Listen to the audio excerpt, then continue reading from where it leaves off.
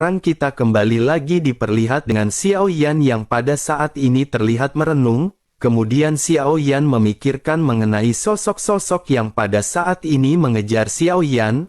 Melihat Xiao Yan yang bingung, Permaisuri pada saat ini segera bertanya kepada Xiao Yan. Permaisuri bertanya apakah Xiao Yan pada saat ini ingin pergi atau melanjutkan. Xiao Yan tidak langsung menjawab pertanyaan Permaisuri dan mata Xiao Yan pada saat ini sedikit fokus. Xiao Yan menunjukkan ekspresi berpikir sebelum akhirnya Xiao Yan menggelengkan kepalanya. Xiao Yan berkata bahwa karena mereka datang dengan tekad bulat dan sepertinya mereka sangat yakin, oleh karena itu menurut Xiao Yan ada kemungkinan lain. Permaisuri memandang ke arah Xiao Yan dengan tatapan bingung. Sementara itu Xiao Yan menarik nafas dalam-dalam dan kembali mulai berbicara. Xiao Yan bergumam bahwa ada banyak penonton ketika mereka menghabisi dua prajurit Taixu yang kuat sebelumnya. Sesaat kemudian Xiao Yan segera menoleh ke samping menuju ke arah Taiking. Taiking seketika merasakan tatapan dari Xiao Yan dan wajahnya sedikit berubah. Tentu saja dirinya tidak takut kepada Xiao Yan tetapi dirinya takut pada permaisuri yang berada di samping Xiao Yan. Merasakan tatapan tidak ramah dari Xiao Yan, detak jantung Taiking tiba-tiba bertambah cepat. Sosoknya ketakutan dan Taiking berpikir mungkinkah Xiao Yan mengetahui sesuatu. Xiao Yan pada saat ini segera berteriak dengan tajam memerintahkan Taiking mendekat. Suara ini seperti guntur yang membuat takut banyak orang di sekitar. Segera tubuh halus Taiking juga gemetar dan sosoknya perlahan-lahan mendatangi Xiao Yan. Aura kebanggaan yang sebelumnya dipenuhi dengan dominasi di hadapan semua orang benar-benar menghilang dalam sekejap. Semua orang juga terkejut dan bertanya-tanya kekuatan macam apa yang dimiliki oleh Xiao Yan. Dirinya benar-benar berani memarahi orang kuat di langkah 5 keabadian. Banyak di antara kerumunan juga yang telah mengenali identitas asli dari Taiking.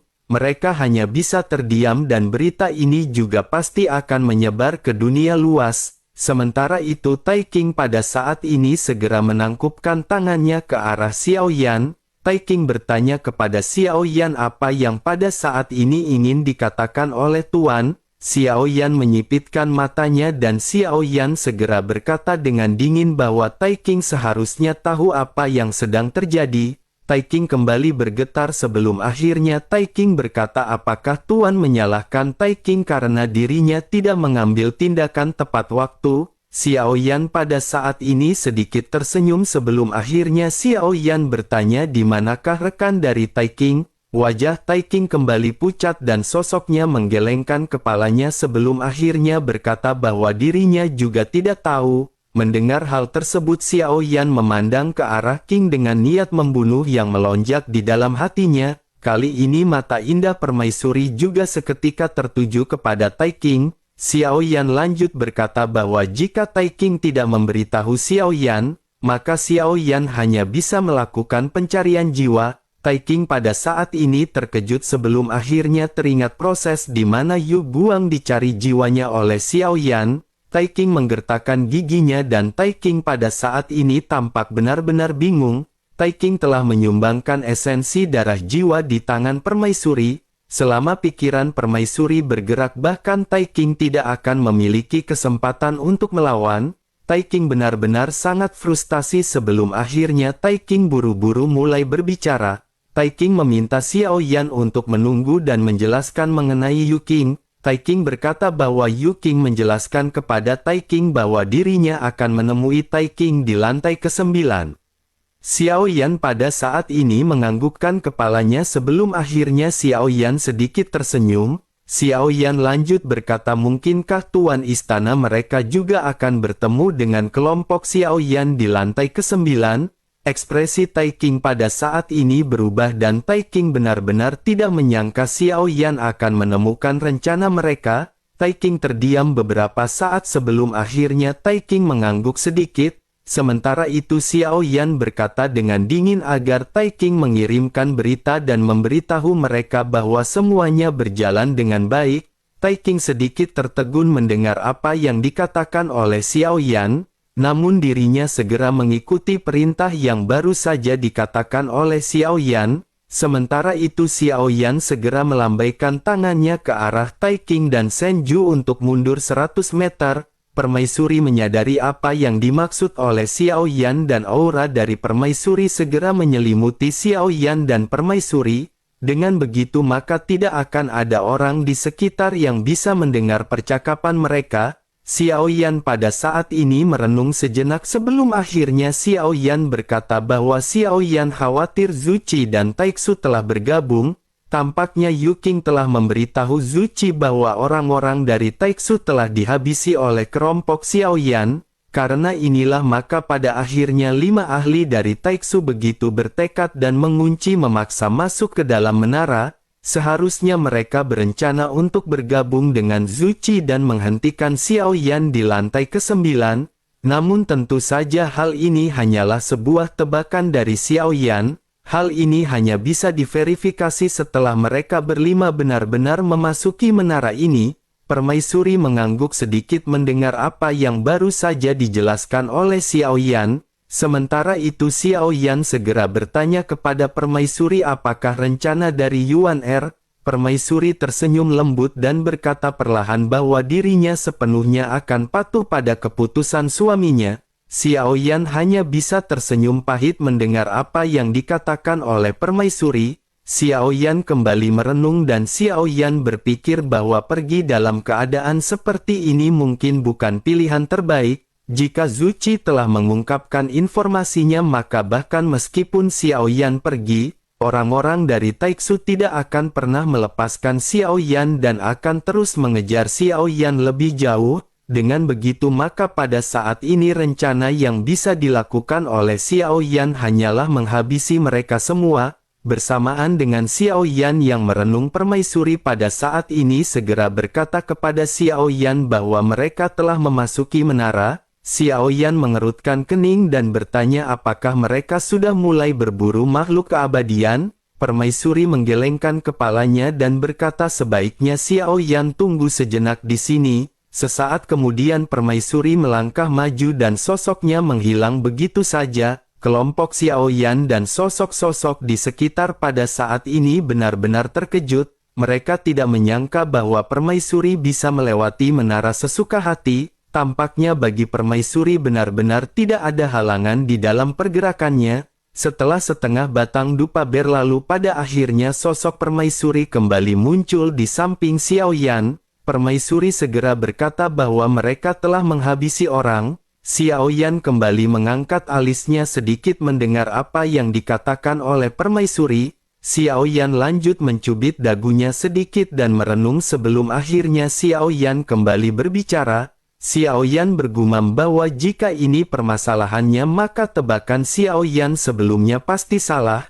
Permaisuri pada saat ini menggelengkan kepalanya dan berkata tetapi orang-orang ini tidak membunuh tanpa pandang bulu. Mereka juga bergegas menuju ke arah lantai 2 dengan kecepatan penuh. Dengan begitu maka menurut permaisuri tebakan suaminya sebelumnya benar. Xiao Yan pada saat ini terdiam sebelum akhirnya Xiao Yan segera berdiri. Xiao Yan segera berkata sebaiknya mereka pergi ke lantai ke-6. Mereka harus mencoba yang terbaik untuk menunda orang-orang ini sebanyak mungkin. Permaisuri pada saat ini mengangguk mendengar apa yang dikatakan oleh Xiao Yan. Permaisuri juga berkata agar mereka jangan khawatir karena kekuatan orang-orang ini belum mampu menembus batasan spasial di menara pembunuh. Mereka tidak dapat mengontrol ruang yang akan mereka tuju. Bahkan jika mereka dapat menguncinya peluang untuk bertemu dengan mereka di lantai ke-9 sangat sedikit. Xiao Yan pun mengangguk karena Xiao Yan pada saat ini tidak ingin segera bertempur dengan orang-orang ini. Xiao Yan berniat untuk menerobos ke puncak Dogat Bintang 9 terlebih dahulu. Xiao Yan juga harus memanfaatkan waktu ini sebaik mungkin untuk meningkatkan kekuatan Xiao Yan. Terlebih lagi dengan adanya kekuatan spasial maka orang-orang ini tidak akan berkumpul begitu memasuki lantai berikutnya. Mereka akan diteleportasi ke tempat berbeda dan mereka akan berpisah. begitu mereka memasuki lantai kedua mereka secara paksa benar-benar akan dipisahkan satu sama lain. Hal ini akhirnya akan memberikan kesempatan bagi Xiao Yan untuk mengalahkan mereka satu persatu. Xiao Yan pun menghela nafas dan Xiao Yan pada saat ini segera memerintahkan Tai King dan Senju mendekat. Mereka pada saat ini bergegas untuk melesat menuju ke lantai ke-6. Namun begitu mereka hendak memasuki berkas cahaya, Senju pada saat ini segera meminta Xiao Yan untuk menunggu karena Senju tidak bisa memasukinya. Xiao Yan pada saat ini melirik ke arah Senju dan Xiao Yan sama sekali tidak menanggapi perkataan Senju. Xiao Yan hanya menatap ke arah Tai King sebelum akhirnya Xiao Yan segera melesat. Tai King menyadari apa yang dimaksud oleh Xiao Yan dan Tai King pada saat ini segera mengikuti pergerakan Xiao Yan. Keduanya meninggalkan Senju di lantai kelima sendirian. Senju menggertakkan giginya dan sosoknya pada saat ini terdiam. Meskipun Senju pada saat ini dapat dikatakan bebas dari pengekangan Xiao Yan, tetapi Senju pada saat ini benar-benar harga dirinya terluka. Senju menggertakkan gigi dan Senju kembali mempertimbangkan pikirannya. Senju menyadari mungkin akan ada bahaya jika dirinya tetap berada di tempat ini. Meskipun mengikuti Xiao Yan juga berbahaya, setidaknya lebih baik jika bandingkan dengan dirinya yang berkeliaran sendirian. Senju pada akhirnya memutuskan untuk mencari cara agar sosoknya bisa menerobos ke lantai ke-6. Sementara itu di lantai ke-6 Tai King pada saat ini muncul terlebih dahulu sebelum akhirnya diikuti Xiao Yan. Xiao Yan pada saat sebelumnya terpisah secara paksa tetapi dengan pemikiran dari permaisuri. Xiao Yan pada akhirnya kembali dipertemukan bersama dengan Tai King. Xiao Yan berpikir bahwa Tai King merupakan pion penting bagi Xiao Yan dengan kekuatan yang berada di langkah kelima keabadian. Xiao Yan memerlukan bantuan yang kuat ketika Xiao Yan menyerap energi untuk meningkatkan kekuatannya. Xiao Yan pun menghela nafas dan begitu sampai di lantai ke-6. Xiao Yan pada saat ini berharap ada banyak sumber energi yang bisa diserap oleh Xiao Yan. 8 baris pil ajaib di dalam tubuh Xiao Yan masih dapat ditingkatkan dengan menyerap energi iblis. Selain itu Xiao Yan juga tersadar bahwa alasan mengapa Xiao Yan belum sepenuhnya menguasai teknik cahaya ajaib dari Tian He yang sebelumnya. Hal itu sepertinya dikarenakan energi iblis di dalam tubuh Xiao Yan juga tidak cukup. Teknik cahaya iblis Tian He yang didapatkan oleh Xiao Yan ini dibagi menjadi 3 tingkat yakni bayangan, kenyataan dan kebenaran. Untuk menampilkan sepenuhnya ramuan atau pil iblis harus lebih kuat dan energi iblis dapat digunakan untuk menggunakan teknik tersebut. Xiao Yan juga menemukan bahwa setelah energi iblis ini terkondensasi menjadi pil di dalam tubuh, energi iblis yang dikonsumsi akan terisi kembali seiring dengan berjalannya waktu. Energi ini juga bisa diisi dengan energi iblis di sekitar atau dengan menghabisi monster iblis di sekitar. Hal ini membuat Xiao Yan tertarik kepadanya dan mata Xiao Yan pada saat ini segera melihat ke sekitar. Xiao Yan pada saat ini melihat ada satu pohon merah menyala di kejauhan. Ada banyak monster di sekitarnya dan Xiao Yan pada saat ini melirik ke arah Tai King.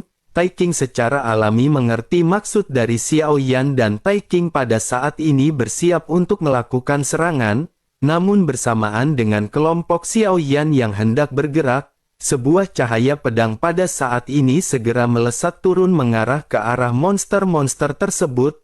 Energi pedang tajam ini mengandung kekuatan yang kuat dan begitu mendekati pohon berwarna merah, sebuah kekuatan yang kuat pada saat ini berbenturan dengan pedang sebelum akhirnya pedang bercahaya tersebut terlempar mundur. Bersamaan dengan hal tersebut sesosok tubuh juga pada saat ini terlihat menginjak pedang mendekati kelompok Xiao Yan. Pria dengan jubah putih rapih memiliki penampilan tampan segera berbicara kepada kelompok Xiao Yan. Sosoknya memperkenalkan diri bahwa dirinya berasal dari sekte pedang Tian Wu bernama Yu Xiao. Bagaimana jika mereka pada saat ini membagi banyak buah iblis ini secara merata? Mata Xiao Yan tertuju pada sosok ini dan untuk saat Xiao Yan merasakan sedikit ketakutan. Tetapi meskipun begitu Xiao Yan masih berkata dengan dingin bahwa dirinya adalah orang pertama yang menemukannya. Menanggapi hal tersebut pria yang bernama Yu Xiao segera berkata bahwa itu memang wajar, tetapi saudara mungkin belum mengetahui mengenai hal ini, tidak akan mudah untuk bisa mendapatkan buah ajaib di tempat ini. Begitu selesai berbicara Yu Xiao di atas pedang raksasa segera melambaikan tangannya, energi pedang segera terbang menuju ke arah pohon merah yang menyala-nyala di hadapan kelompok Xiao Yan. Aura kuat kembali melonjak menghantam pedang yang langsung terlempar mundur. Xiao Yan melihat pemandangan ini lagi dan Xiao Yan pada saat ini merasakan adanya sesuatu yang tidak beres. Sesaat kemudian Xiao Yan juga melihat ada sesosok yang duduk bersila di pohon merah menyala. Sosok ini terlihat kurus dan memancarkan aura iblis yang sangat kuat di tubuhnya. Selain dari aura iblis yang mengejutkan adalah dirinya juga memancarkan kekuatan langkah kelima keabadian. Untuk sesaat Xiao Yan juga tidak tahu apakah orang ini masih hidup ataukah orang ini adalah mayat. Sementara itu di kejauhan sosok ini seketika tertawa dan berkata bahwa dirinya sudah lama tidak bertemu dengan siapapun. Dirinya benar-benar hampir lupa seperti apakah rasanya darah. Mendengar hal tersebut pria dengan pedang raksasa pun melirik ke arah Xiao Yan yang tertegun sejenak. Sosoknya lanjut mengalihkan perhatiannya ke arah Tai King dan sosoknya mulai berbicara. Yu Xiao berkata kepada Tai King bahwa dirinya berdua bisa bekerja sama untuk menyingkirkan iblis ini. Setelah itu maka mereka akan bisa membagi buah iblis ini secara merata. Yu Xiao sama sekali mengabaikan Xiao Yan sementara Tai King pada saat ini segera memandang ke arah Xiao Yan. Melihat apa yang dilakukan oleh Tai King, Yu Xiao pada saat ini tertegun sejenak. Yu Xiao lanjut menatap ke arah Xiao Yan dengan tatapan aneh sementara Xiao Yan sedikit mengangguk. Yu Xiao pada akhirnya bertanya-tanya di dalam hatinya siapakah di antara mereka yang merupakan master atau tuannya. Yu Xiao memandang ke arah Xiao Yan yang tersenyum tipis sementara Tai King menangkupkan tangannya ke arah Xiao Yan. Melihat adegan ini Yu Xiao seketika menyadari sesuatu dan sorot mata Tai King juga telah menjelaskan semuanya. Yu Xiao pun menghela nafas dan pada saat ini segera kembali fokus pada monster-monster yang akan mereka hadapi. Sementara itu Tai King pada saat ini segera meledakkan aura kuat dari langkah kelima keabadian. Tai King segera berkata bahwa mereka harus melakukan pertempuran cepat dan keputusan cepat. Yu Xiao juga menyipitkan matanya dan kekuatan yang kuat dari langkah kelima seketika melonjak dari tubuhnya. Sementara itu Xiao Yan pada saat ini melesatkan kekuatan spiritual dan Xiao Yan tidak bisa merasakan aura sosok yang berada di pohon.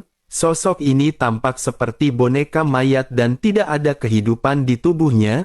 Tidak ada aura dari pihak lain dan dirinya benar-benar masih belum melakukan gerakan apapun. Bahkan kekuatan spiritual keadaan di milik Xiao Yan benar-benar tidak bisa menangkap sosok-sosok di antara mereka. Xiao Yan pun bergumam bahwa ada yang tidak beres di sekitar sini. Sementara itu Tai King pada saat ini segera mengambil tindakan maju. Di sisi lain Gou Yan pada saat ini segera berkata kepada Xiao Yan tentu saja ada formasi di tempat ini. Xiao Yan menyipitkan matanya dan Xiao Yan buru-buru menghentikan Tai King dan berteriak agar Tai King menunggu sejenak. Namun tampaknya hal tersebut terlambat karena sosok Tai King sudah mendekati pohon merah menyala.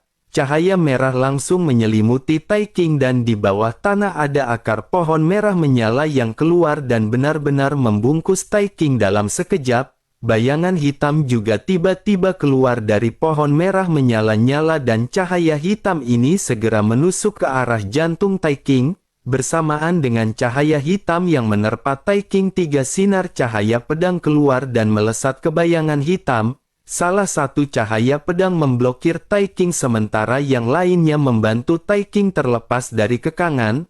Tetapi meskipun begitu dapat terlihat dengan jelas bahwa formasi di tempat ini sangat kuat. Meskipun tidak memiliki kekuatan untuk menyerang tetapi mereka bisa mengekang langkah kelima keabadian. Serangan dari bayangan hitam ini juga gagal karena bagaimanapun Tai King adalah ahli di langkah 5 keabadian. Kekuatan keabadian yang kuat melonjak dan menghancurkan akar pohon yang menjebak Tai King. Namun akar yang datang dari bawah juga pada saat ini kembali menyerang ke arah pria yang berdiri di atas cahaya pedang. Keduanya pada akhirnya segera melesatkan kekuatan masing-masing untuk melakukan pertempuran. Bersamaan dengan hal tersebut pada saat ini tiba-tiba terdengar suara gemerisik. Ketika Xiao Yan kembali melihat sekitar, Xiao Yan menemukan ada lebih dari belasan sosok yang mirip dengan sosok hitam di bawah pohon. Keberadaan yang persis sama muncul di sekitar dan kelompok Xiao Yan menyipitkan mata mereka. Yu Xiao juga menyadari hal tersebut dan Yu Xiao pada saat ini menggertakkan gigi. Dirinya tidak menyangka bahwa situasinya akan menjadi rumit seperti ini.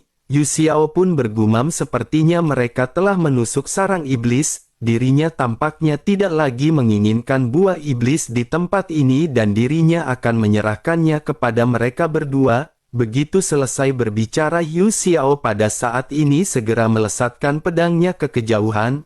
Yu Xiao berniat pergi dan sosoknya benar-benar tidak lagi menginginkan buah iblis. Berjuang untuk beberapa buah iblis sepertinya tidak layak untuk level kekuatan sepertinya. Sementara itu di sisi lain Xiao Yan pada saat ini menyipitkan matanya melihat Yu Xiao yang berniat pergi. Xiao Yan segera melesatkan pedang berat misterius ke arah Yu Xiao disertai dengan angin kencang. Xiao Yan juga berteriak bahwa Xiao Yan khawatir bukan mereka yang menikam sarang iblis ini. Semuanya dimulai oleh Yu Xiao dan apakah dirinya pada saat ini benar-benar ingin melarikan diri?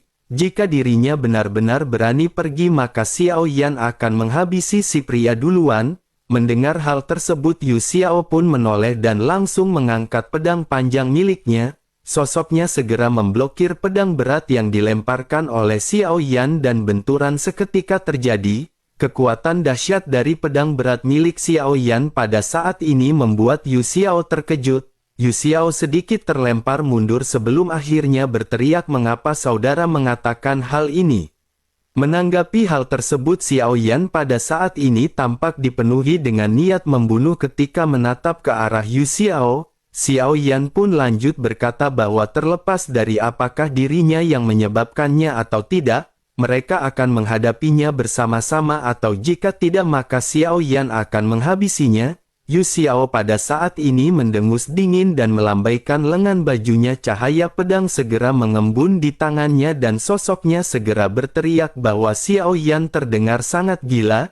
Jika begitu permasalahannya maka dirinya ingin melihat seberapa banyak yang bisa Xiao Yan lakukan. Tanpa banyak cincong lagi Xiao Yan pada saat ini segera mengangkat tangannya. Pedang berat misterius pada saat ini segera kembali ditarik masuk ke dalam tangan Xiao Yan. Xiao Yan pada saat ini lanjut melompat dengan tinggi dengan melesatkan pedang berat misterius ke arah Yu Xiao. Yu Xiao juga pada saat ini segera mengeluarkan kekuatan miliknya dan segera melesatkan pedang ke arah lesatan serangan Xiao Yan. Kedua belah pihak pada saat ini benar-benar segera melakukan pertempuran intens dengan kekuatan masing-masing. Benturan pertama pada akhirnya segera terjadi dengan kedua belah pihak yang bertabrakan dengan keras. Raungan bergema ketika kedua belah pihak pada saat ini bertabrakan. Pedang tajam yang tidak terhitung jumlahnya juga menyapu ke arah Xiao Yan dengan gila-gilaan pada saat benturan. Pedang-pedang ini semuanya menghancurkan pakaian di tubuh Xiao Yan. Pakaian Xiao Yan robek berkeping-keping memperlihatkan tubuh Xiao Yan yang sangat kuat di balik pakaian tersebut. Begitu pedang-pedang ini menghantam kulit Xiao Yan terlihat adanya percikan kembang api yang berterbangan. Hal ini seketika membuat mata Yu Xiao sedikit menyipit. Pedang-pedang ini benar-benar mengeluarkan suara benturan logam seolah-olah tubuh Xiao Yan sebanding dengan kekuatan pedang tersebut. Tubuh Xiao Yan bahkan tidak meninggalkan bekas luka sama sekali dan hal tersebut menunjukkan bahwa tubuh Xiao Yan jauh lebih kuat.